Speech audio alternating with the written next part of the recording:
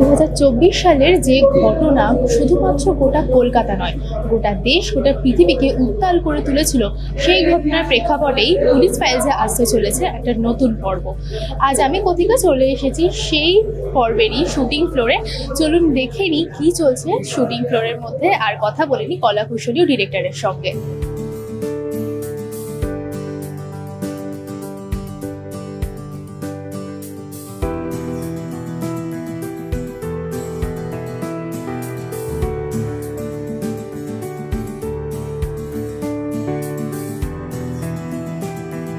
প্রথম যখন শুনলে যে এরকম একটা চরিত্র, কি মনে হয়েছিল?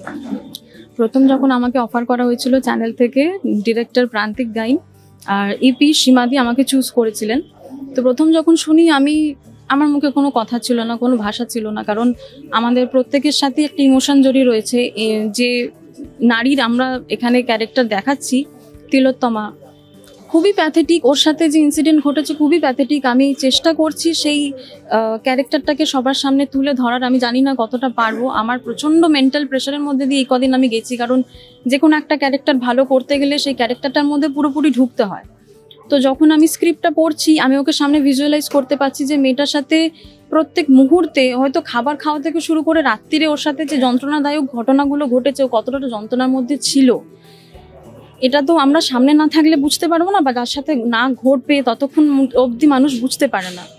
কিন্তু চেষ্টা করছি ওকে সবার সামনে তুলে ধরার, সবার মধ্যে ওকে জীবিত রাখার। সবাইও জাস্টিস চাইছে, আমিও জাস্টিস চাই, কারণ এখন অবধি মেয়েটা জাস্টিস পাইনি সঠিকভাবে।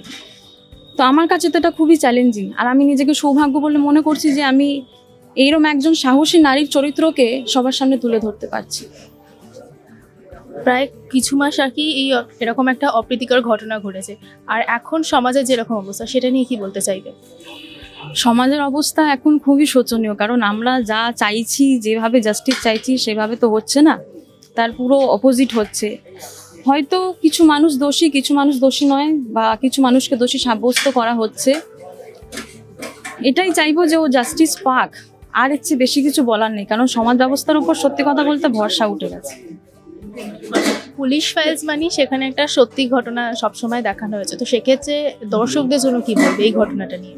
দর্শকদের এটাই বলবো যে পুলিশ ফাইলের সাথে থাকুক, পাশে থাকুক। পুলিশ ফাইলের মাধ্যমে আমরা অনেক অনেক সত্য ঘটনা, যেগুলো অনেকে হয়তো জানতেও পারে না, সেই ঘটনাগুলোকে তুলে আনতে পারি। তো এই ঘটনা তো পুরো দেশ বিদেশে ছড়িয়ে গেছে।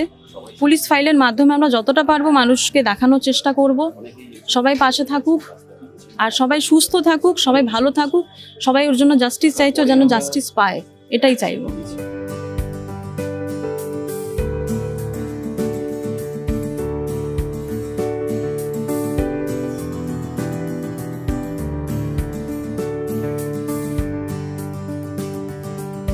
নমস্কার, আমি রানা রায়।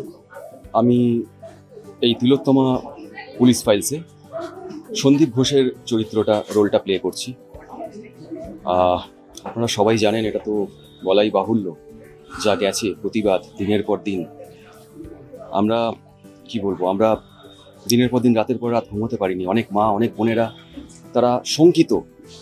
আমি এমন হয়েছে, একটি হসপিটালে গিয়েছিলাম, সদ্যজাত শিশু, মেয়ে হয়েছে। তার মায়ের সঙ্গে যখন কথা বলছি, সে বিছানায় শুয়েই বলছে কি করবো জানি না, এরকম অবস্থা সমাজে। তো এই নিয়ে আমরা চলছি। আমরা অভিনেতা অভিনেত্রী যারা রয়েছি, তারা চেষ্টা করি অভিনয়ের মাধ্যমেই ব্যাপারটাকে আরও ফুটিয়ে তুলতে, আরও মানুষের কাছে পৌঁছতে, মানুষ যাতে জানতে পারে যে কি ঘটনা ঘটে গেছে সেই রাতে, 8ই অগাস্ট রাত্রিবেলা কি ঘটনা ঘটে গেছে। আমরা চেষ্টা করছি সেই জিনিসটা তুলে ধরবার। তো ঘটনাচক্রে আমি সন্দীপ ঘোষের চরিত্রটা যেহেতু করছি, অনেকে বলছেন আমার সঙ্গে নাকি মিল রয়েছে সন্দীপ ঘোষের। তো যাই হোক, সেটাই করছি। তো আমি চ্যানেলের কাছে, সবার কাছে আমি ধন্যবাদ জানাচ্ছি। আমি এই সুযোগটা পেয়েছি এই অভিনয়টা করে সবার সামনে ফুটিয়ে তোলবার, সবাইকে জানাবার। এটার জন্য আমি আন্তরিকভাবে কৃতজ্ঞ, ধন্যবাদ জানাই।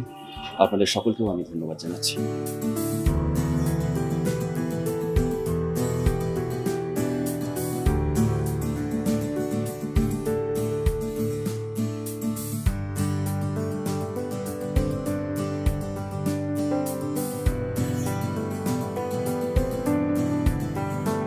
আমি আমি এখানে তিলোত্তমার মায়ের চরিত্রে কাজ করছি।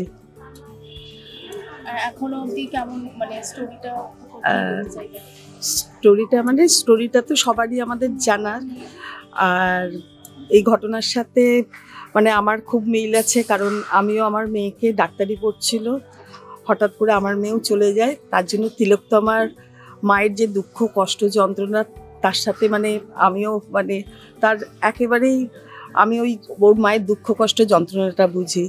আমি চেষ্টা করছি যাতে ওর মায়ের যন্ত্রণা কষ্ট সব কিছু ফুটিয়ে তুলতে পারি আমার অভিনয়ের মধ্যে দিয়ে।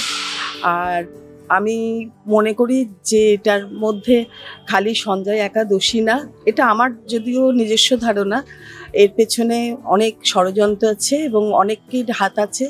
আমি চাই প্রকৃত যিনি কাজ মানে যারা এই কাজটা করেছে তারা যেন সবাই শাস্তি পায়, আর তিলোত্তমার মায়ের পাশে সবাই যেন দাঁড়ায়।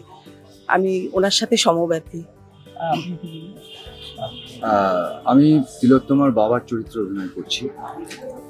বহুদিন ধরে এই আন্দোলন দেখেছি, আন্দোলনের সাথে ছিলাম, এবং একজন বাবা হিসেবে একটা দুঃখ অবশ্যই আছে, এবং অভিনয়ের মাধ্যমে সেটা আজকে হয়তো এই যে বিদ্রোহটা করেছিলাম সেটা আজকেও হয়তো করতে পারবো, যে তিলোত্তমার বাবা হিসাবে যে আমার মেয়ের বিচার চাই, যেটা তিলোত্তমার বাবাও চেয়েছিল, এবং আজকে সেই চরিত্রটাই পেয়েছি। এবং আকাশ আর্ট চ্যানেল এটা অনেক সার্ভে করে অনেক কিছু করে এই স্ক্রিপ্টটা তৈরি করেছে। আশা করি আপনাদের সকলের ভালো লাগবে, এবং শেষ অবধি এটা চাইবো যে সত্যিকারের তিলোত্তমার বাবা এবং মা তাদের যে আর্তনাদ, তাদের যে কান্না, সেটা তো মানুষ হয়তো সম্পূর্ণভাবে দেখতে পায়নি। আমি চেষ্টা করব আমার অভিনয়ের মাধ্যমে সেই আর্তনাদ এবং কান্নাটা, যে একটা মেয়ে চলে যাওয়ার যে কি আর্তনাদ হতে পারে, কি কান্না হতে পারে, সেটা আমি অনুভব করছি এবং বাবা হিসেবে সেটা ফুটিয়ে তোলার চেষ্টা করছি।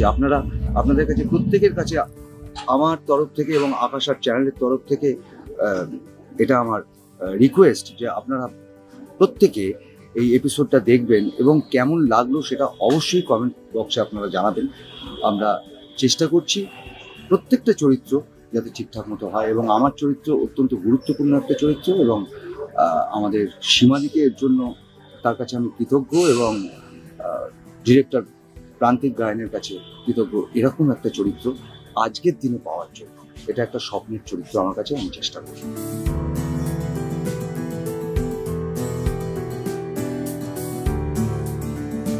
এই মুহূর্তে আপনার যে চরিত্রটা, তো সেটা নিয়ে কি বলতে চাই? নমস্কার, আমি চন্দন ব্যানার্জি। আমি এখানে এমন একটা চরিত্রে অভিনয় করছি, আশা করি আপনাদের সেটা আর বলে বোঝানোর মতো ক্ষমতায় আমরা কেউই নেই। তো প্রথমত এই চরিত্রটি করার জন্য আমি পুরো আকাশার টিম, সীমাদি এবং আমাদের যিনি পরিচালক প্রান্তিকদাকে অসংখ্য ধন্যবাদ দিতে চাই, কারণ এই ধরনের টাফ চরিত্রে অভিনয় করাটা এবং অভিনয়ের সুযোগ পাওয়াটাও একটা ভাগ্যের ব্যাপার থাকে। তো কিছু কিছু চরিত্র থাকে যে চরিত্রগুলো আমরা প্রতিনিয়ত দেখি। ধরুন একজন কারো একটা দোকান আছে, কেউ একজন ডক্টর, কেউ একজন পুলিশ, মানে যার সাথে আমরা প্রতিনিয়ত ইন্টারাক্ট করি। এই ধরনের চরিত্রে অভিনয় করাটা এক ব্যাপার, কারণ আমরা তাদেরকে দেখতে পারি তিনি এইভাবে কথা বলছেন, তার একটা বিহেভিয়ার, তার একটা মোটিভ, সেটা আমাদের কাছে ক্লিয়ার থাকে। আর কিছু কিছু চরিত্র থাকে যে চরিত্রগুলোর একটা সাইকোলজিক্যাল জার্নির উপর দিয়ে যেতে হয়। যেমন এখানে যে চরিত্রে আমি অভিনয় করছি সেই চরিত্রের মোটিভ অফ ক্রাইম কি, তিনি কিভাবে কথা বলতেন, তিনি কিভাবে হাঁটতেন, তিনি কোন কোন মানুষদের সাথে মিশতেন, এই পুরো ব্যাপারটাই যেরকম একটা প্রোডাকশনের রিসার্চ ওয়ার্ক থাকে, যেরকম একটা ডিরেক্টোরিয়াল রিসার্চ ওয়ার্ক থাকে, সেরকম অভিনেতাকেও একটা জার্নির মধ্যে দিয়ে যেতে হয়। তো দীর্ঘদিন পরিচালকের সাথে আলোচনা করেছি আমরা। আমি সোশ্যাল মিডিয়া থেকে এই মানুষটির কিছু ডকুমেন্টস, কিছু ছবি, কোন কোন মানুষের সাথে ইন্টারাক্ট করতেন, এই সমস্ত বিষয়টা নিয়ে দীর্ঘদিন রিসার্চ করার পর আমি নিজেকে তৈরি করেছি এরকম একটা চরিত্রে, যেখান থেকে আমি কিছুদিন আমার সমস্ত বন্ধু বান্ধব, আমার পরিবার, আত্মীয় স্বজন থেকে ডিট্যাচ হয়ে একা রিসার্চ করেছি এই চরিত্রটা নিয়ে। ভেবেছি দিনের পর দিন যে কীভাবে চরিত্রটাকে ফুটিয়ে তোলা যায়, এবং আমার বিশ্বাস দর্শক যখন এই চরিত্রটা দেখবেন আমাকে খুব একটা ভালো চোখে দেখবেন না, এবং সেটাই আমার সার্থকতা। মানে আমি যদি চরিত্রটাকে এইভাবে রিপ্রেজেন্ট করতে পারি তাহলে আমার মনে হয় যদি এই ধরনের কোনো মোটিভের মানুষও থাকেন, তার অন্তত আমার অভিনয়টা দেখে এটাই মনে হওয়া উচিত বা মনে হওয়াটা জরুরি যে না, এই কাজ বা এই ধরনের বিহেভিয়ার আমি আমার জীবনে রাখবো না, তাহলে আমার বড় ক্ষতি হয়ে যেতে পারে। আর যদি আমি এটা ফুটিয়ে তুলতে পারি আমার দর্শকদের সামনে, তাহলে সেটা আমারও একটা বড় সার্থকতা হবে এবং পুরো প্রোডাকশন টিমের সার্থকতা হবে এটাই, যে না ঠিক আছে, অন্তত এই চরিত্রের জন্য বা এই অনুষ্ঠানের জন্য অন্তত একজন মানুষ হলেও নিজেকে পরিবর্তন করতে পেরেছে। বললেন যে আপনার এমন একটা চরিত্র সেটা দর্শকরা হয়তো ভালো চোখে দেখবে না, তাহলে দর্শকদের জন্য আপনি কি বলতে চাইবেন? দেখুন, আমাদের অভিনেতাদের কাজই থাকে আমরা যে বিষয়টা নিয়ে অভিনয় করব সেই বিষয়টা মানুষের সামনে তুলে ধরা। সেটা ভালো কোনো মেসেজ হলে ভালো, যদি খারাপ কোনো মেসেজ হয় সেই খারাপ মেসেজটা এই কারণে মানুষকে দেওয়া যে ঠিক আছে এই কাজটা থেকে আমি বিরত থাকবো, এই কাজটা করব না। তো আমাদের উদ্দেশ্য সেটাই হওয়া উচিত। অ্যাজ অ্যান অ্যাক্টার আমি সবসময় এটাই চাইবো যে আমি যে চরিত্রটা প্লে করছি এটা তো একটা পুরো নেগেটিভ ক্যারেক্টার, কিন্তু নেগেটিভ ক্যারেক্টার মানুষের মধ্যে দু রকমের মন থাকে, একটা ভালো মন একটা খারাপ মন, এবং সেই দুটো মনই আমাদের পরিচালিত করে। এবার যখন সেই খারাপ মনটা ভালো মনকে প্রভাবিত করে নেয় এবং মানে সেটাকে পুরো গ্রাস করে নেয়, তখনই আমাদের নেচার অফ ক্রাইমটা মন থেকে বেরিয়ে আসে। তো সেই জায়গা থেকে যখন একটা চরিত্রে অভিনয় করতে যাই, তো আমাদের সেই জায়গায় পৌঁছে যেতে হয় যে না এটা তার কি চিন্তাভাবনা ছিল, সে কিভাবে এটাকে ভেবেছিল, এত বড় একটা ঘটনা কিভাবে ঘটাতে পারলো। এই যে পুরো জার্নিটা, এইটা একের পর এক লেয়ার তৈরি হতে থাকে একজন অভিনেতার জীবনে। তো সেই জায়গা থেকে আমরা যদি তার উচ্চ শিখরে পৌঁছে গিয়ে দর্শকদের কোনো একটা জিনিস প্রেজেন্ট করতে পারি, তাহলে আশা করি দর্শকদেরও মনে হবে যে না ঠিক আছে এই চরিত্রটাকে নিয়ে আমি জাস্টিফাই করতে পেরেছি। এবং এই ধরনের মোটিভ বা এই ধরনের মোটিভ অফ ক্রাইম যেন কোনো মানুষের মধ্যে না আসে, বা এটা কাম্য নয় কখনোই। সমাজকে এটাও বার্তা দেওয়া।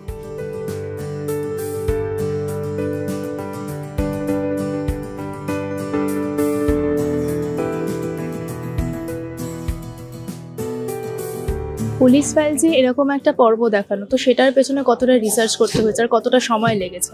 হ্যাঁ, এটা সময় ভীষণ পরিমাণে নিতে হয়েছে। তার কারণ হচ্ছে আমরা মানে কখনো চাইনি, বিশেষ করে আমার চ্যানেল আমাকে ভীষণ সাপোর্ট করেছে, সীমাদি আমাকে প্রচণ্ড পরিমাণে সাপোর্ট করেছে যে প্রান্তিক আমরা এমন দেখাবো না যেটা মানুষের কাছে প্রশ্ন তৈরি হয়। তো আমরা প্রতিটা বিষয়, বিশেষ করে যে চার্জশিটটা এসেছিল আর কি, সেটা আমরা কিন্তু পুরোটাই পড়াশোনা করেছি। পড়াশোনা করে আমরা যেগুলো রাখা যায় সেগুলো আমরা রেখেছি, যেগুলো রাখা যায় না, যেগুলো রাখলে একটু অসুবিধা হতে পারে, সেগুলো আমরা কোনোটাই রাখিনি। কোনো রকম পলিটিক্যালের দিকে আমরা মুভমেন্ট করিনি, আমরা যেটা ঘটনা সেটাই দেখাতে চেয়েছি। আর এরকম মানে এখন অবধি কিরকম কি প্রস্তুতি পর্ব চলছে? এখন তো আজকের আমাদের একটা মানে তিলোত্তমার যে ছোটবেলা, মানে ওর জন্ম থেকে আমরা গল্পটাকে শুরু করেছি। সেখান থেকে আমাদের একটা গান আছে, সেই গান দিয়ে আমরা শুরু করছি। তো এরপরে আমাদের ওখান থেকেও 31 বছর হয়ে যাচ্ছে। তারপরে যখন ওর ওই মর্মান্তিক ঘটনাটা ঘটলো 8 তারিখের মানে রাতে, তারপর থেকে ওর যখন মানে সৎকার করা হলো, সেখান থেকে আমাদের একটা গান ব্যবহার করা হচ্ছে যেটা অভয়ের গান। তো সেখানে আমরা দেখাবো যে কিভাবে ওই কালপ্রিট ধরা পড়লো বা আদার্স যারা ধরা পড়েছে তারা কীভাবে ধরা পড়ে, সেই ধারাগুলো আমরা দেখাবো। তারপরে তো আইনি প্রক্রিয়া রয়েছে, জজ সাহেবের যে সওয়াল জবাব, আইনজীবী, সিবিআইয়ের মুভমেন্ট, সেগুলো সব আমরা এক এক করে দেখাতে থাকবো। ফাইনালি আমরা শেষ করছি যেখানে জজ সাহেব বলছে এটা বিরল থেকে বিরলতম ঘটনা নয়, তাই সঞ্জয়কে আমৃত্যু কারাবাস দেওয়া হবে। পুলিশ ফাইলসের দর্শকদের জন্য কি বলতে চাইবেন? পুলিশ প্যালেসের দর্শকদের সবসময় বলি, কারণ ওরা জানে যে আমাদের চ্যানেল মানে আকাশ আট সবসময় সত্য ঘটনা মানুষের সামনে তুলে ধরে। আমরা কিন্তু পিছিয়ে আসি না, যেটা ঘটনা সেটাই আমরা দেখাই, আমরা এতটুকু রং চড়িয়েও দেখাই না। তো তারা জানে যে আমাদের এক্সপেকটেশন খুব ভালো। আমাদের এই প্রজেক্টটা যেটা 8 তারিখে মানে 8ই ফেব্রুয়ারি আসছে, ওরা সবাই দেখবে। আর আপনাদেরকেও বলি যে আপনারাও সবাইকে বলবেন যে এরকম একটা প্রজেক্ট আসছে, আপনারা সবাই দেখুন। অ্যাকচুয়াল তিলোত্তমা কে ছিল, কি তার কার্যকলাপ ছিল, কেন তাকে চলে যেতে হলো, সেটা দেখতে হবে কিন্তু।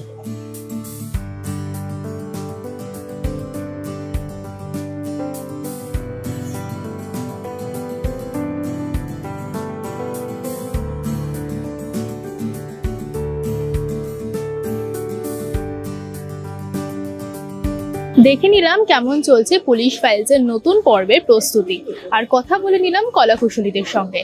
এক সামাজিক অপ্রীতিকর পরিস্থিতির প্রেক্ষাপটে তৈরি করা এই নতুন পর্ব দেখতে হলে নজর রাখতে হবে আকাশ আট চ্যানেলে। আর এরকমই আরো অনেক ভিডিও দেখার জন্য নজর রাখতে হবে আমাদের চ্যানেলে। ক্যামেরার সৌভিকের সাথে আমি কথিকা। এরকমই আরো অনেক ভিডিও দেখার জন্য ফলো করতে পারেন আমাদের চ্যানেল।